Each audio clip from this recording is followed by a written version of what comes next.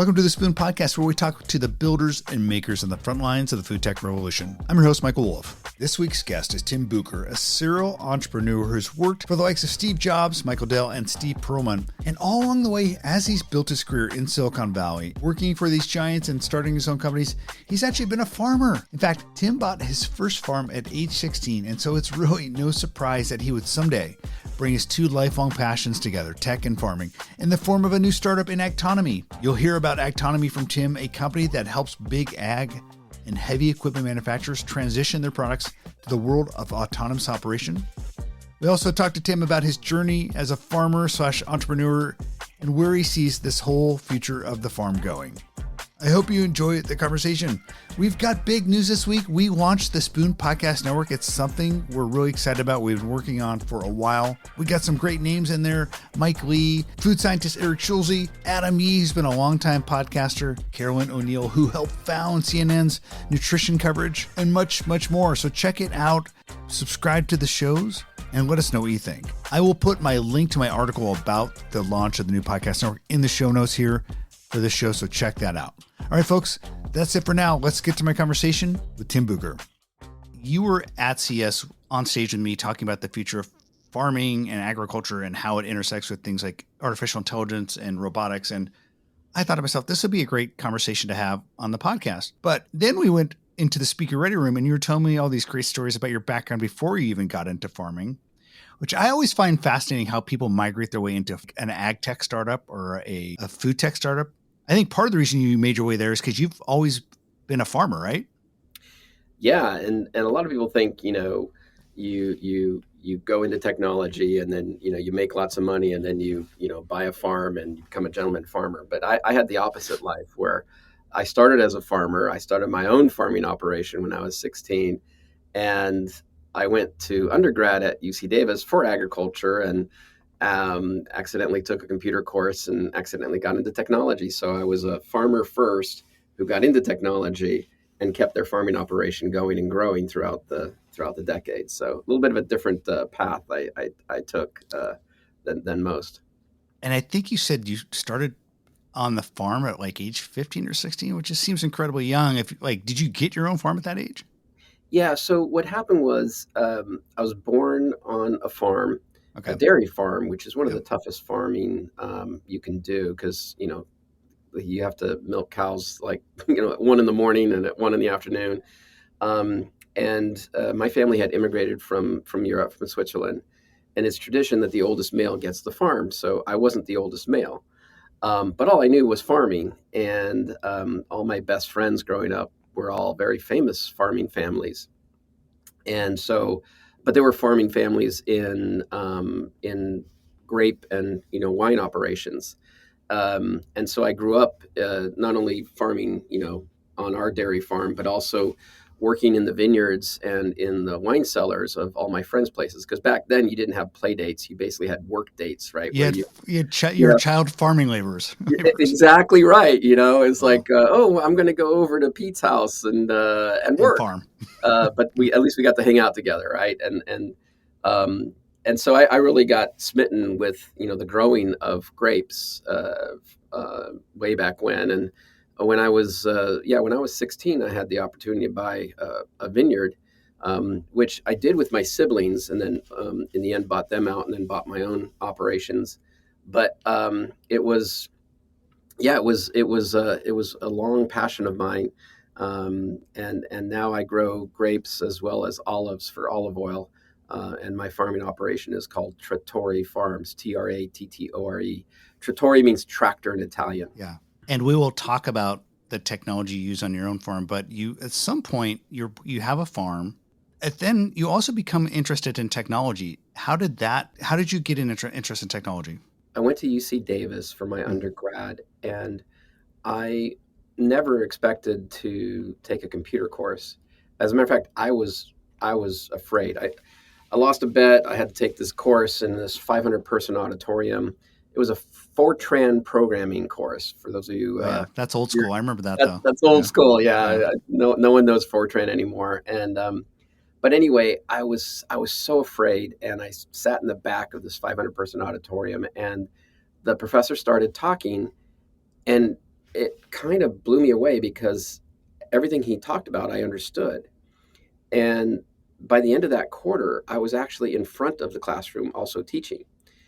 And every assignment, which was supposed to be some programming assignment, it just flowed, and I would make, 10,000 line, coding assignments in one night and whatnot. And so it was something that really sparked my interest. And but there wasn't a computer science department at the university at that time, so I had to get an electrical engineering degree on the engineering side, and then I went to grad school at Stanford for for computer science. And by the way, I'm very involved with all education institutions I've ever been a part of, and I even endowed the chair of the Department of Computer Science at UC Davis now. So that's something I'm real proud of. It 'Cause has your name on it. Yeah. Did you have any inclination when you were on the farm and you went into your first computer science class, which is Fortran, that you maybe could teach Fortran like in the class later that quarter? Or? No, Mike, you got to understand that was the farthest. I mean, I could have never imagined that. Yeah. And the only thing that as I reflect on now, I was a very engineering oriented farmer in that, I would, work on tractors. I would take things apart. Your typical nerdy kind of person or kid, I would say. And so that engineering curiosity was always there. And I think when it presented itself in a more formal way, man, it just lit me up, and it was a strong passion, and I haven't let go of that passion. Now, one of the things that's interesting is when you do have, when you find a new passion, you sometimes give up an old passion. So for me, farming was, my first and biggest passion.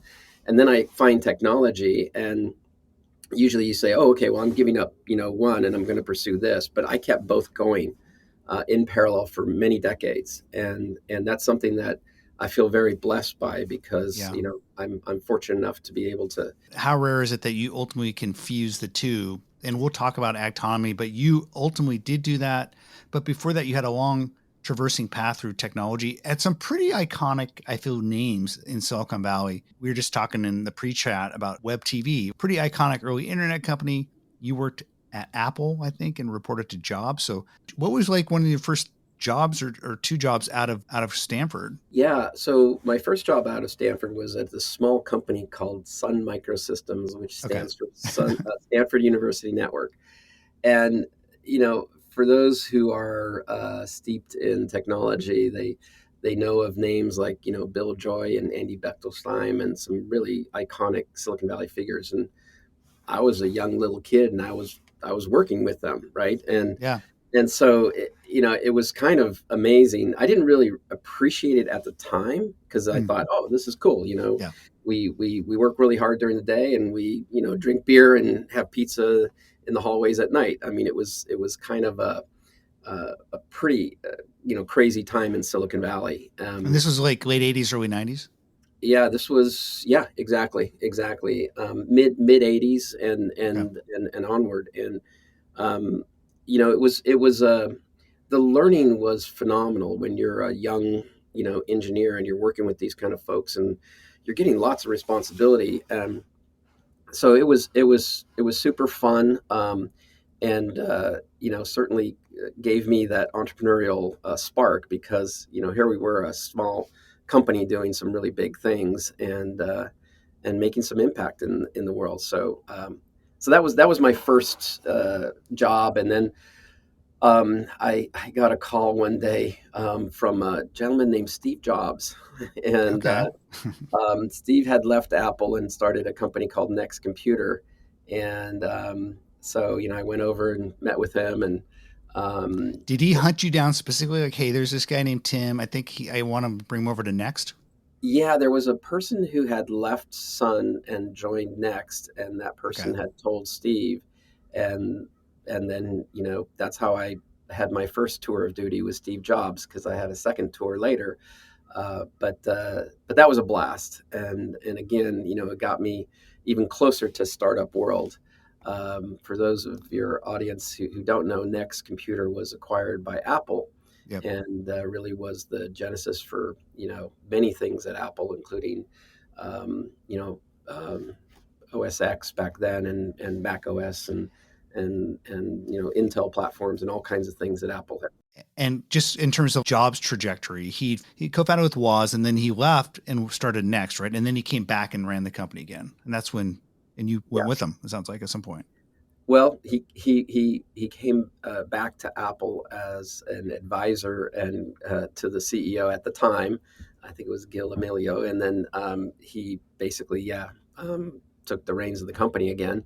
And then we always had a joke at Next that Apple acquired Next, but in reality, Next, which was a much smaller company, kind of acquired Apple, because every executive at Apple at one point in time was, a member of Next, and so it was a very fun journey. Now I had left Next to do a video game company, and that's where my video game. So who doesn't like video games as a young, teenager back then? I remember in college I would play a game called Zaxxon. I don't know if you've ever heard of it, but it's an old. I've heard of it, yeah.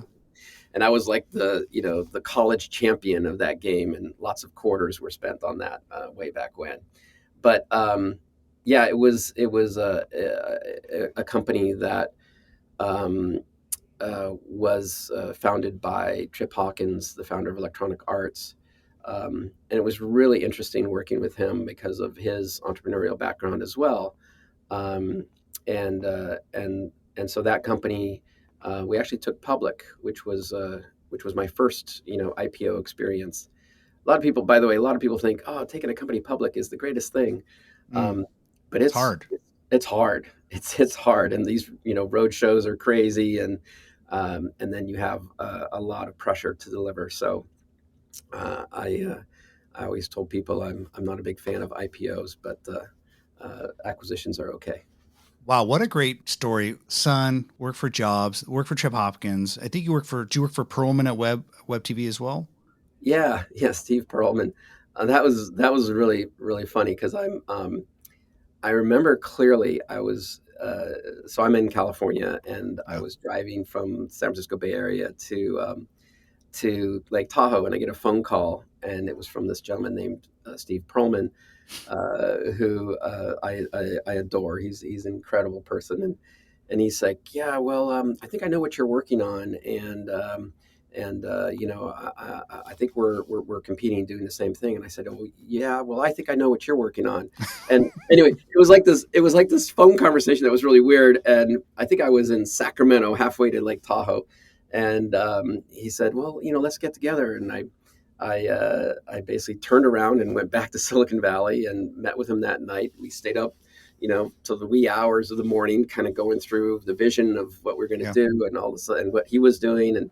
And basically, I joined up with him and became a part of WebTV, which in the end was acquired by Microsoft. And that's for people who don't know, WebTV was probably the first attempt to take the internet out of a computer interface and make it super simplified way to access the internet on a television, right? I think that was kind of the main idea behind WebTV. Exactly.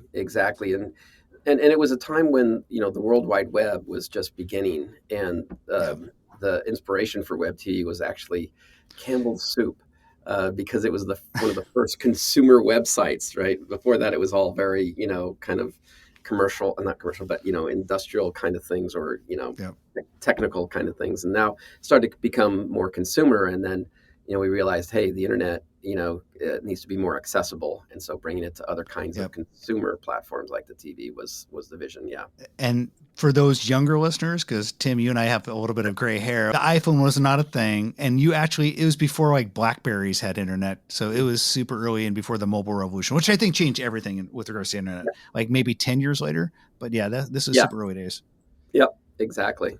So as you can tell, I like to nerd out about early Silicon Valley history, and I found you're kind of almost like a Forrest Gump character that has all these interesting spots, in a good way, not in like the Forrest Gump like chocolates way. But you did ultimately start founding your own companies, right? Then at some point you went to Agtonomy. Tell us about that intervening years, and then we'll get to Agtonomy. Yeah, well, I as you may have picked up, I've had the pleasure of working for these entrepreneurs and getting closer and closer to kind of the start of a company. And it really gave me this passion for, making the impossible possible.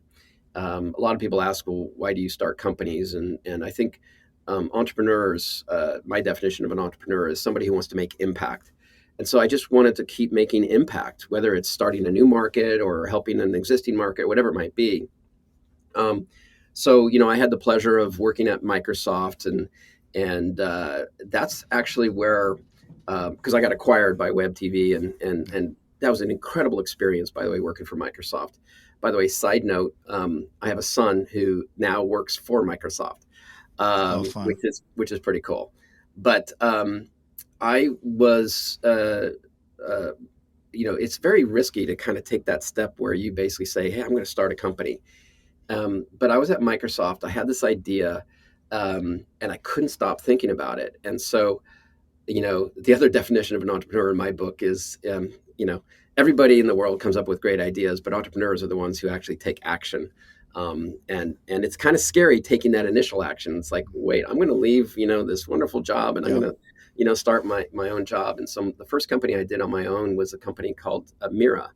And it was before cloud services. But what I realized is if you have, this internet world that's evolving, what if you had sort of devices that had lots of content on them that you could access from anywhere in the world? Mm-hmm. So it was essentially, cloud before cloud done with a consumer device. And that company was ultimately sold to Seagate, which is a large storage company, data and storage company. So that was my first, volley into my own startup, and it was great fun. But then I got a call from Steve Jobs again, and your phone calls. Yeah, none of us get phone calls from Steve Jobs or Perlman. You get multiple ones. Yeah, well, later on I'll tell you about another phone call I got, which was kind of stunning, and it was from Michael Dell. But anyway, he said, hey, I'm back at Apple, and would love someone to take a leadership role in what was now becoming the Mac division and stuff. And so I joined forces with Steve again, and Apple was going and growing, and that was a really fun ride. But another idea came into my head years later. And whenever an idea just completely obsesses or I become possessed by the idea and I can't stop thinking about it, and I can't stop, trying to refine it, and then I bounce it off of others and everything. I call it refining, the diamond of the idea, if you will. Yeah. And finally, there just comes a time where you have to just do it. And so I started another company, and that company was called Zing. And there is a theme here. I just realized in talking to you about this. This was not only about, now it wasn't about like having a lot of content that you could access, but this was now about streaming, because we now had a lot of Wi-Fi around us and whatnot. Again, this was before the iPhone. And you started to see these, digital music services that, you could stream on your web browser, but you couldn't do it on a mobile device. And so this company Zing worked with companies to develop, portable mobile devices. And one of our big licensees was Sirius XM. At the time, it was separate companies, and SanDisk and Sony and a bunch of others. And then I got a call from Michael Dell.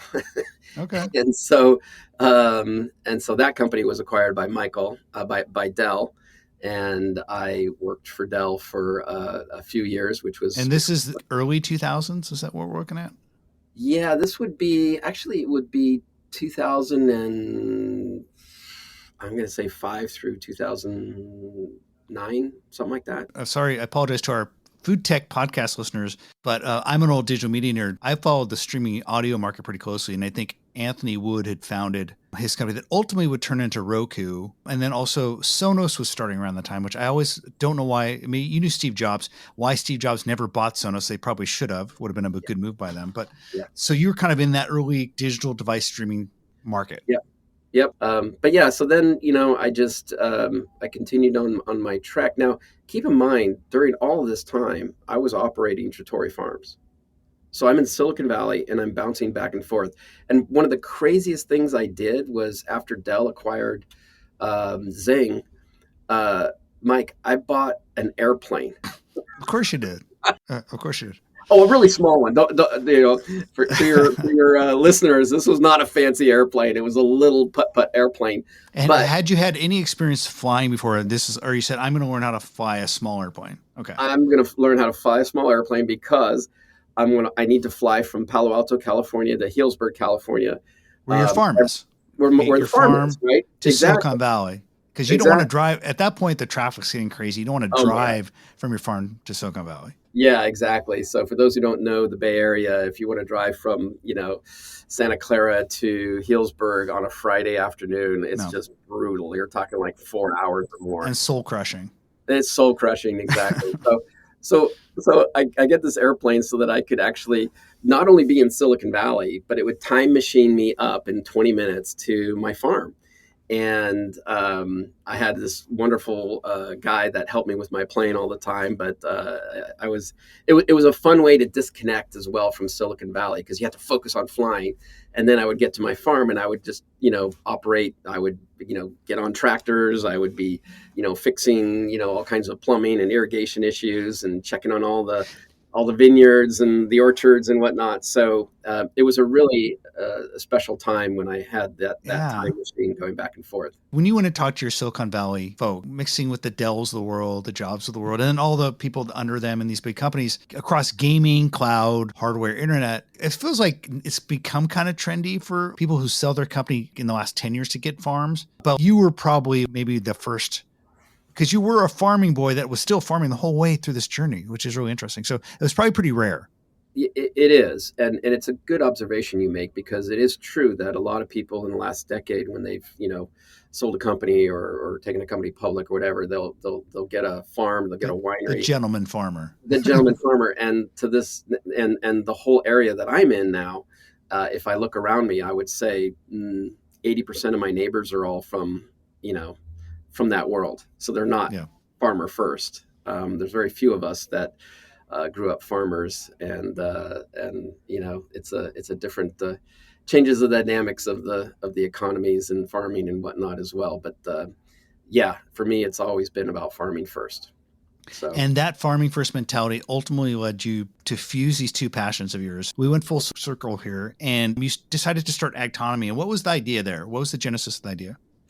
Well, so one thing I want to say is, because I had this unique background of being a farmer and having, engineering degrees, when I would be on my farm, I would see, issues, and I would apply my engineering knowledge or talent to that, and I would automate it. And so the one thing I always tell people I've been doing is I've been doing ag tech for decades before the word ag tech was even a word. And so whether it's, automating or creating a water recycling plant that's fully automated, or whether it's, creating fermentation tanks that are all computer controlled that I can, do things from anywhere in the world.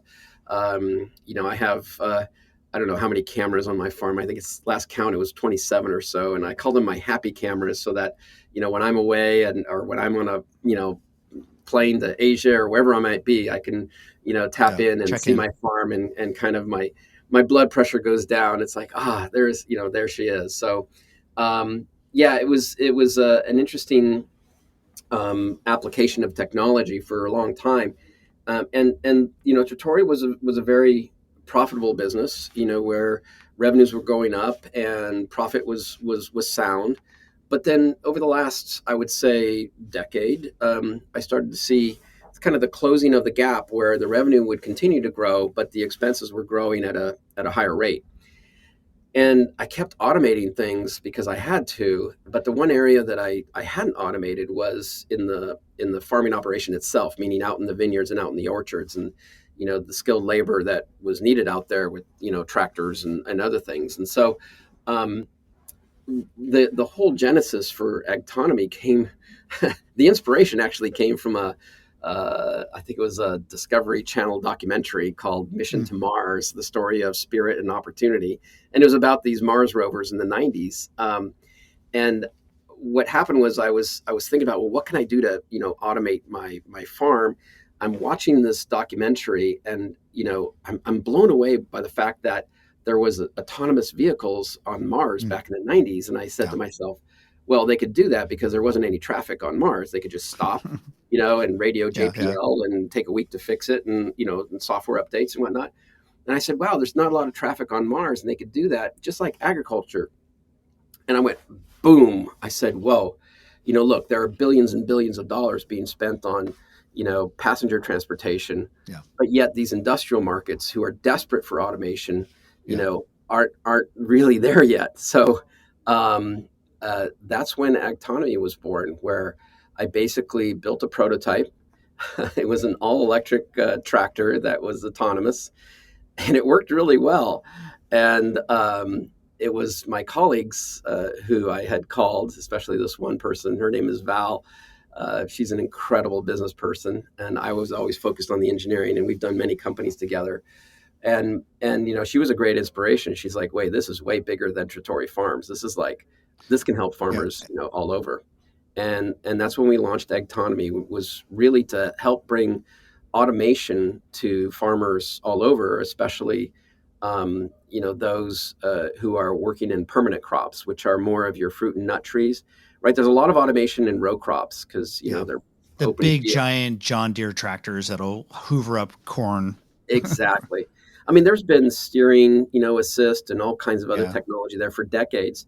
But when it comes to these very high value crops, right, where you have an olive tree or a citrus tree that can cost thousands of dollars because it takes a long time to mature, if you're off by a couple of inches, you're going to take out that plant and, cost a lot of money. Whereas if we take out, 100 stalk of corn, it's a bummer, but it's not that big of a deal, right? So, so the level of precision and the kind of technology that's needed for these kind of permanent crops is much, much higher than any other area as you're carefully navigating through these narrow rows and not only navigating, but you're doing farming around that crop itself. And so, my team and I created technology that was really exploiting the structure of the crop in order to navigate through it safely, but also farm around it. And that's what we've been doing. Now, the one big thing about Agtonomy that I never wanted to do. Now, remember, my farming operation is called Trattori because I'm a tractor nut and I've loved it since a kid. I collect tractors, by the way. So, Mike, if you come out to my tasting room, you'll see lots of tractors in my tasting room. Okay. It's like a tractor showroom. But the farmer in me said, so the passion in me said, oh, I want to build a tractor, an autonomous tractor. But the farmer in me said, that would be the stupidest thing in the world to do. Why? Because farmers have their trusted brands. They need those dealer networks. They need the parts and service because this equipment is for their livelihood. So you don't want to, buy very important equipment from a startup. You want to buy it from one of the incumbents, if you will. And that's when as I looked at the incumbents, I realized, a lot of them, they all know they have to digitally transform. They all know they have to do this, right? Because if less and less people are working in ag, well, there's less and less people to operate vehicles, and therefore their businesses are going to be in jeopardy. So we know where everyone has to go, and it's a matter of, do they have the talent? Do they have the experience to do that? And that's the whole mission for Agtonomy, is to really help accelerate equipment manufacturers' digital transformation, their vision, where they want to go, but may not have the talent or the complement of resources to do that. And that's what we do at Agtonomy, is help them. So what does that mean when you say you want to help accelerate existing farm equipment manufacturers' digital transformation? Are you creating conversion kits? Are you trying to become an Intel Inside? You can tell I'm old now. I'm using the Intel Inside reference, but like for farming? That it is around being the Intel Inside. It's really about, so what we do is we work with manufacturers who make incredible equipment, And we basically say, hey, look, if you put this sensor stack on it, and if you replace those hydraulic valves with these, electromechanical hydraulic valves that we can control, we can basically turn that piece of equipment into a fully autonomous piece of equipment. And so then they work with us to incorporate those sensors into their manufacturing lines. And then our software runs on top of that. And if they want it, branded their brand, we're fine with that. If they want it branded our brand, we're fine with that. But it's really about helping to accelerate the automation of their equipment as fast as possible. So one of our publicly known partners is a company called Bobcat, Doosan Bobcat. It's an incredible company.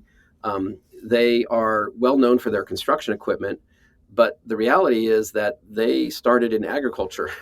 They made the skid steer was invented for turkey farms and basically hauling turkey manure out in tight quarters.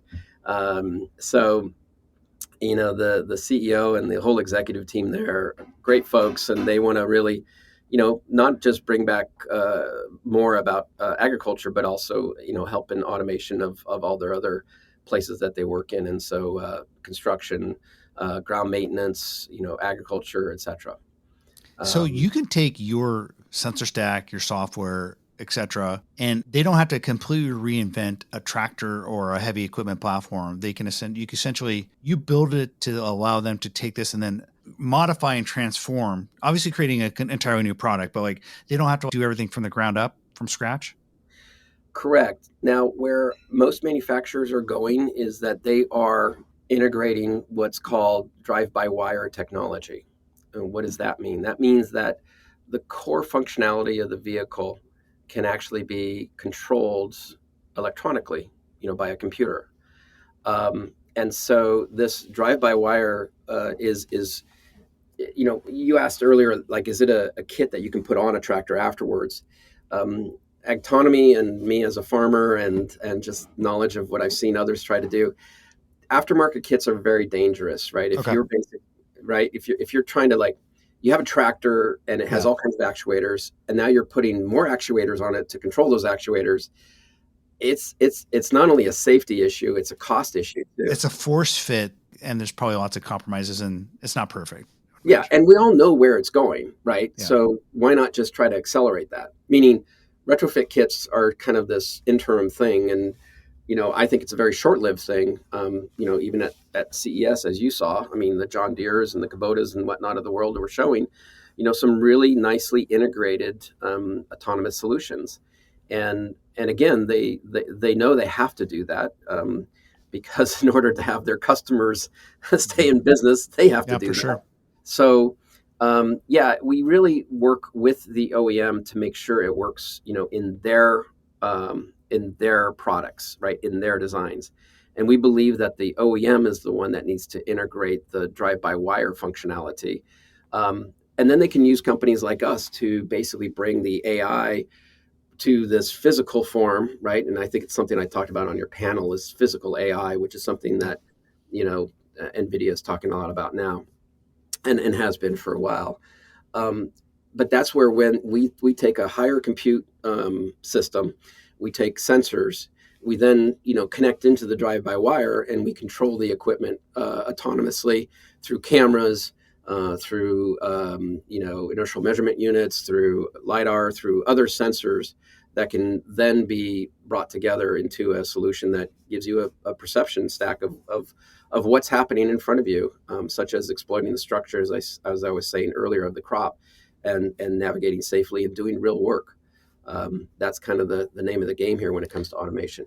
You brought up the CEO's keynote from NVIDIA, and I mentioned this I discussed this on a previous podcast I did with Raj Singh, who was also on a session with me. I feel like that was one of the biggest takeaways from CS was NVIDIA's declaration that physical AIs were entering that era. And so can you talk a little bit to people about what that means for agriculture, what that ultimately can transform for folks on the farm? Yeah, I think it really distills down in the simplest form to robotics for real.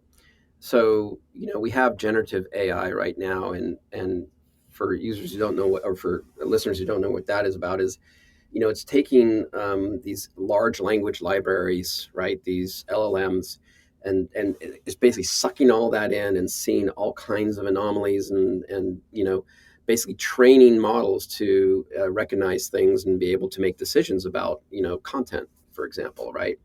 And so now you have these things that can write essays for you or write reports for you, or or now even create images for you, right? And so that's generative AI.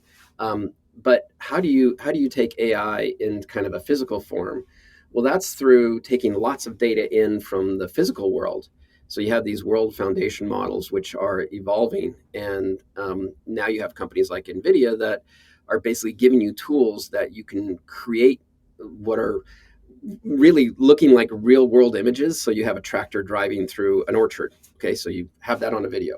Now you basically say on these tools, well, now just give me every weather condition known to mankind on that video, and it will create that for you. And so it takes one video and creates billions of videos that you can then use for that large language equivalent in the physical world and train your systems around those images to then be able to have really smart physical robotics be able to deal with all the scenarios that can come at it.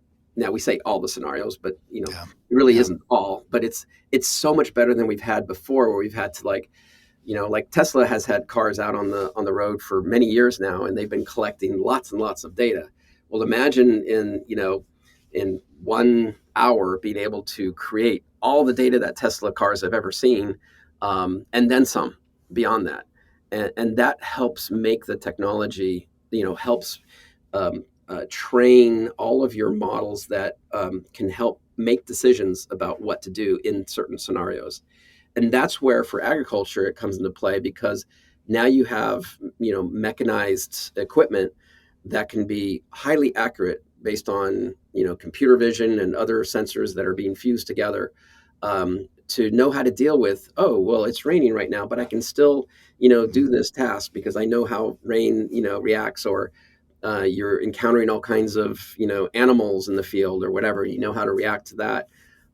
So it's a really exciting time, and I'm glad that Jensen Huang of NVIDIA is really talking more about this, is what's beyond generative AI, and physical AI is going to be a bigger part of our lives. And some say, well, it's going to take away jobs. I mean, anybody who knows agriculture knows that we need every person in agriculture to stay in agriculture, and we know more people are leaving agriculture than are coming into agriculture. So we need to make the labor that we currently have that much more efficient. And it's not through ag inputs and other things, although it Yeah. can be. But I'm not focused on genetics. I'm focused on helping to make one person be able to operate lots of equipment to get a lot of work done at one time. To kind of wrapping things up, put your futures hat on, and if you're to look at the farm 10 years from now, what does that farm look like 10 or 20 years from now? Do you have people operating farms from computers on their phone? I mean, will every farmer have like a large kind of AI model that they're pushing around with an app to run their farm? Yeah, and by the way, apologies about the noise. I'm in our warehouse Yeah, you're in a place where they're actually moving equipment around, so people don't mind. That's okay. building equipment. We're moving equipment. Yep. So great. Thank you for asking me this, Mike, because I am so excited about what the future holds for for agriculture in this vein. I love talking about AI agents, because everybody talks about AI agents, right? And you have all your Yeah. virtual assistants and whatnot, and that's great. But when you look at it from a farming perspective, the amount of inputs a farmer has to process, read about, track, whether it's weather or soil conditions or whatever, it's just infinite. And if the farmer can have help with sort of processing all that data to help make decisions, that can help make that farmer so much better and help them produce, much better crops for the consumer as well.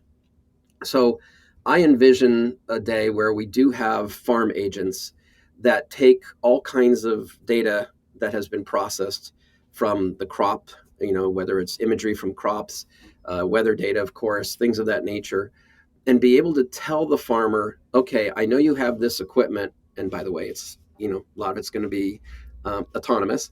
And so, I know these conditions are happening right now. You have this issue going on in the crop. You need to get this particular spray on. You can take all of this equipment that's automated, hook up these implements that I know you have, and you should launch them at 9:12 a.m. on Wednesday. The optimal time for doing that application.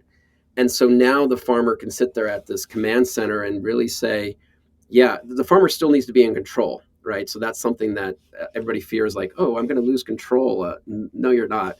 The farmer knows how to farm best, but they can use this farm agent to say, yeah, that makes a lot of sense given all this input. Go, and they just push a button, and basically those tasks will be done. So now you're going to get, not only the optimal job done at the optimal time, but you have the quality being even that much better. And I think that can bode well for farmers and the global society as a whole. So I'm super excited about what AI can bring, and the physical AI, generation that we're about to enter here. So I think it's going to be really huge for agriculture going forward. Where can people find out more about you and Agtonomy? So you can go to our website, agtonomy.com, and we're always happy to connect with folks at any point. So you can also connect with us on that website. We're excited to be doing what we're doing, and we ultimately want to help growers all over the world. All right, Tim, thanks a lot. All right. I hope you enjoyed my conversation with Tim Bucher about his journey from farmer to tech entrepreneur to building a company that's helping to bring the world of farming into the modern era of autonomy. If you haven't already, please rate and review the podcast on Apple Podcasts or Spotify. It really does help. And one more thing before we go to the spoon.tech/podcast to check out our new podcast network and the slate of shows that we have. You can also go to the link in the show notes to find out my story about why we decided to start a podcast network. If you like the stories and the conversations and the people we'll talk to on the Spoon podcast, you'll love what you find on the Spoon podcast network. So I encourage you to check it out, subscribe to shows, and we just appreciate your support. All right, folks, thank you very much. We'll talk to y'all soon.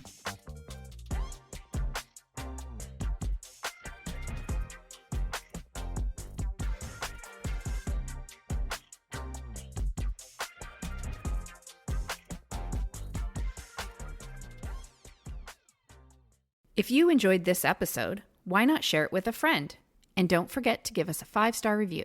You'll find more content like this on thespoon.tech/podcasts.